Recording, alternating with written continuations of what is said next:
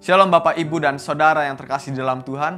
Hari ini kita akan kembali lagi belajar akan kebenaran firman Tuhan. Dan sebelum itu, mari kita berdoa.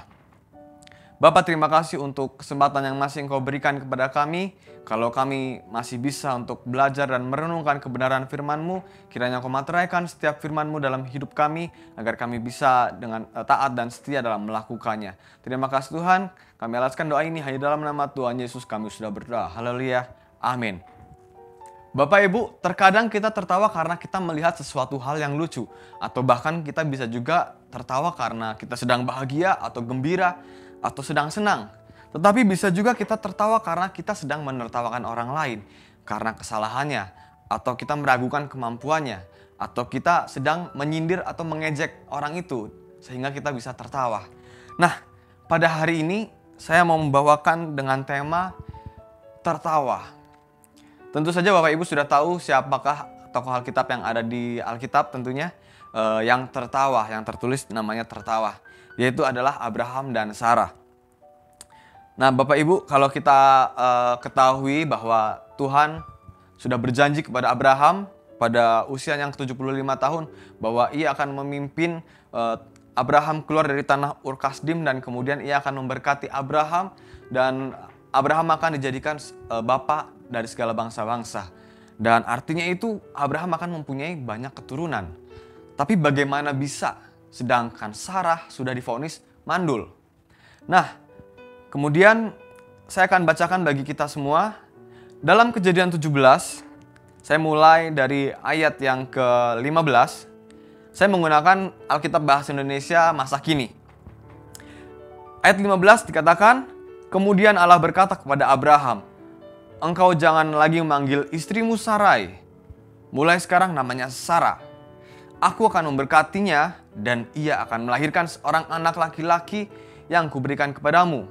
Ya, aku akan memberkati Sarah dan ia akan menjadi ibu leluhur bangsa-bangsa. Di antara keturunannya akan ada raja-raja.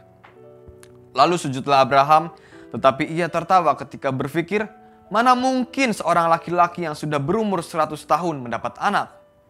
Mana mungkin Sarah melahirkan pada usia 90 tahun? Lalu berkatalah ia kepada Abraham, Allah, sebaiknya Ismail saja yang menjadi ahli waris saya. Tetapi Allah berkata, tidak, Sarah istrimu akan melahirkan anak laki-laki dan engkau menamakannya Ishak. Aku akan setia kepada perjanjianku dengan anak itu dan dengan keturunannya untuk selama-lamanya. Perjanjianku itu kekal. Kemudian di pasal 18 giliran Sarah yang tertawa. Saya mulai akan bacakan dari ayat yang ke-9. Kemudian mereka bertanya, di mana Sarah istrimu? Di sana, di dalam kemah, jawab Abraham. Seorang dari mereka berkata, 9 bulan lagi aku akan kembali. Dan pada waktu itu Sarah istrimu akan mendapat anak laki-laki. Pada saat itu Sarah sedang mendengarkan di pintu kemah di belakang tamu itu. Adapun Abraham dan Sarah sudah sangat tua dan Sarah sudah mati haid. Sebab itu Sarah tertawa dalam hatinya dan berkata, aku yang sudah tua dan layu begini, mana mungkin masih ingin campur dengan suamiku. Lagi pula suamiku sudah tua juga. Lalu Tuhan berkata kepada Abraham, mengapa Sarah tertawa dan meragukan apakah ia masih bisa melahirkan anak pada masa tuanya? Adakah sesuatu yang mustahil bagi Tuhan? Seperti yang telah kukatakan tadi, 9 bulan lagi aku akan kembali ke sini dan pada waktu itu Sarah akan melahirkan anak laki-laki. Karena Sarah takut, ia menyangkal, katanya, saya tidak tertawa. Tetapi Tuhan menjawab, engkau memang tertawa tadi. Nah Bapak Ibu, kita ketahui bahwa Sarah dan Abraham ini tertawa karena dia mendengarkan janji Tuhan bahwa 9 bulan lagi ia akan melahirkan. 9 bulan lagi bahwa Sarah akan mendapatkan seorang anak. Bagaimana bisa seorang Sarah dan Abraham tertawa padahal selama hidupnya ia mengikut Tuhan? Apakah ia tidak percaya akan janji Tuhan? Nah Bapak, Ibu, dan Saudara, sebenarnya apa yang membuat Sarah dan Abraham ini tertawa? Bukan karena mereka tidak percaya.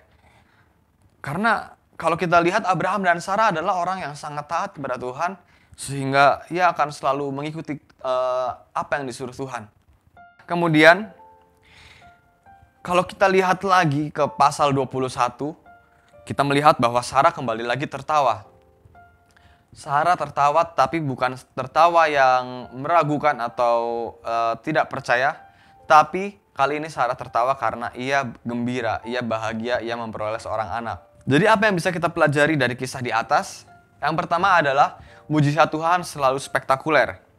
Tuhan selalu membuat mujizat yang spektakuler, yang melampaui pikiran manusia. Bukan tidak mungkin kalau Tuhan memberikan seorang anak kepada Abraham ketika Sarah berumur 65 tahun. Bukan tidak mungkin.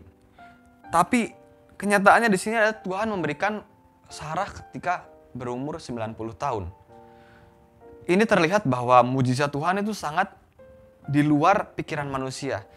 Ketika Tuhan berjanji di pasal 12, Tuhan berjanji bahwa Tuhan akan menjadikan Abraham sebagai bangsa yang besar, memiliki banyak keturunan. Abraham dan Sarah masih percaya, wah masih mungkin. Saya percaya Tuhan bisa membuat saya mempunyai keturunan pada usia ini. Tapi kemudian semakin lama, semakin menunggu, sampai akhirnya Sarah berumur 90 tahun. Wah kayaknya nggak mungkin nih. Kayaknya saya nggak akan melahirkan seorang anak laki-laki nih di usia segini. Tapi itulah yang akan Tuhan lakukan. Tuhan membuat sesuatu yang tidak difikirkan oleh manusia. Dan kenyataannya juga adalah apa yang difikirkan oleh Sarah. Sarah menyuruh Abraham untuk tidur dengan Hagar, yaitu hambanya. Sarah berpikir bahwa ketika Abraham bisa tidur dengan Hagar, ia akan memperoleh anak dari Hagar. Tapi kenyataannya bukan seperti itu yang dipikirkan oleh Tuhan. Itulah mengapa saya katakan bahwa mujizat Tuhan selalu spektakuler yang tidak ada di pikiran oleh manusia, yang tidak pernah terfikirkan oleh manusia. Jadi marilah kita percaya bahwa mujizat-mujizat Tuhan itu selalu spektakuler. Jangan kita membatasi kuasa Tuhan, jangan kita membatasi mujizat Tuhan dengan fakta-fakta yang ada, dengan kenyataan dunia hari ini. Dan yang kedua yang saya mau katakan adalah Tuhan setia kepada janjinya. Ya, kalau kita lihat, tentu kita belajar bahwa Tuhan memelihara janjinya kepada Abraham dan Sarah. Bagaimana tidak? Ya, dari usianya 75 tahun sampai ke usia 100 tahun, ada 25 tahun Abraham menunggu seorang anak. Dan Tuhan tetap setia memelihara janji itu. Dan sempat juga Tuhan mengulangi janjinya agar Abraham ini bisa memiliki seorang anak dari Sarah. Dan apa yang bisa kita pelajari dari sini adalah kalau Tuhan bisa setia memelihara janjinya, kita juga harus bisa setia untuk menantikan janji Tuhan tergenapi. Mungkin Abraham dan Sarah sudah sangat menunggu lama sehingga mungkin dia merasa kayak, wah udah gak mungkin lagi deh gitu. Tuhan udah berapa kali ngomong sama saya bahwa ia akan memberikan saya seorang anak dari Sarah, tapi kenyataannya kok gak ada nih, tidak pernah ada. Sampai makanya waktu terakhir kali Tuhan bilang, mereka tertawa. Mereka, wah gak mungkin lah. Udah usia segini gak mungkin saya bisa melahirkan seorang anak. Gak mungkin saya bisa mempunyai seorang anak. Tapi itulah Tuhan yang berjanji, tidak mungkin Tuhan mengingkari. Mungkin Tuhan sudah berjanji sangat lama, tapi pada akhirnya adalah Tuhan menggenapi janji-janjinya. Jadi apa sih maksud Tuhan? Kenapa harus menunggu 25 tahun lamanya? Tentunya karena Tuhan ingin Abraham dan Sarah belajar percaya kepada Dia. Ingin Abraham dan Sarah percaya bahwa Tuhan itu setia kepada Abraham dan Sarah. Dan menunjukkan bahwa kebesaran Tuhan. Tidak ada yang mustahil bagi Tuhan. 25 tahun mungkin waktu yang sangat lama. Tetapi bagi Tuhan itu waktu yang terbaik buat Abraham dan Sarah memiliki seorang anak.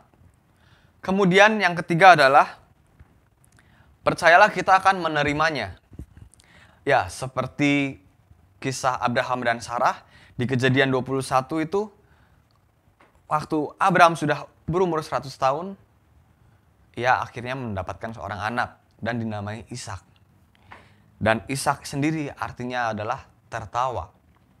Dan ketika Abraham dan Sarah sudah menerima anak yang Tuhan janjikan, Sarah tertawa. Tertawa karena gembira, bukan lagi tertawa karena meremehkan atau tidak percaya akan janji Tuhan.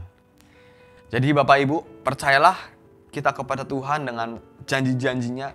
Walaupun memang kita mungkin menunggu sangat lama, tapi percayalah kita akan tertawa bahagia seperti Sarah ketika memperoleh seorang anak. Jadi Bapak Ibu, apa aplikasi yang bisa kita terapkan dalam kehidupan kita masing-masing? Yang pertama saya mau katakan bahwa marilah kita tertawa. Tertawa bukan karena mengejek atau tertawa karena tidak percaya atau kita tertawa karena meragukan Tuhan, karena kita melihat fakta-fakta yang ada. Apalagi di tengah pandemi COVID seperti ini, hidup kita, hidup di dunia ini semakin berat, perekonomian juga semakin susah. Janganlah kita menertawakan janji Tuhan. Kita tetap harus percaya kepada Tuhan bahwa Tuhan akan memberikan yang terbaik bagi kita. Jadi tertawalah karena gembira. Marilah kita tertawa gembira karena mujizatnya yang spektakuler akan terjadi dalam hidup kita. Dan marilah kita tertawa karena kita gembira akan kesetiaan janji Tuhan dalam hidup kita. Oleh sebab itu mari kita setia juga menantikan janji Tuhan. Dan yang ketiga adalah marilah kita tertawa karena kita gembira. Sebab kita akan menerimanya. Kita akan menerima janji Tuhan, kita akan mengalami mujizat Tuhan dalam hidup kita. Sekian yang bisa saya sampaikan. Kiranya Tuhan Yesus memberkati kita semua. Amin. Mari kita bersatu di dalam doa. Bapa, kami ucap syukur untuk hari yang indah ini kalau kami masih bisa mendengarkan firman-Mu dan kami belajar akan firman-Mu agar kami selalu bisa percaya akan mujizat-Mu yang besar, yang spektakuler, yang tidak pernah terfikirkan oleh kami. Dan ajar kami juga Tuhan untuk kami setia dalam menantikan janji-Mu karena Engkau terlebih dahulu setia dalam janji-janji-Mu. Dan kami percaya Tuhan kami akan menerima setiap janji-Mu, setiap pertolongan-Mu. Materaikan firman-Mu dalam kehidupan kami masing-masing agar kami bisa selalu taat dan setia dalam melakukannya Tuhan. Terima kasih apabila sebentar kami akan melanjutkan aktivitas kami, kiranya penyertaan-Mu selalu ada dalam hidup kami dan penyertaan-Mu juga selalu menaungi dalam hidup kami. Terima kasih Tuhan, kami alaskan doa ini hanya dalam nama Tuhan Yesus kami sudah berdoa. Haleluya. Amin.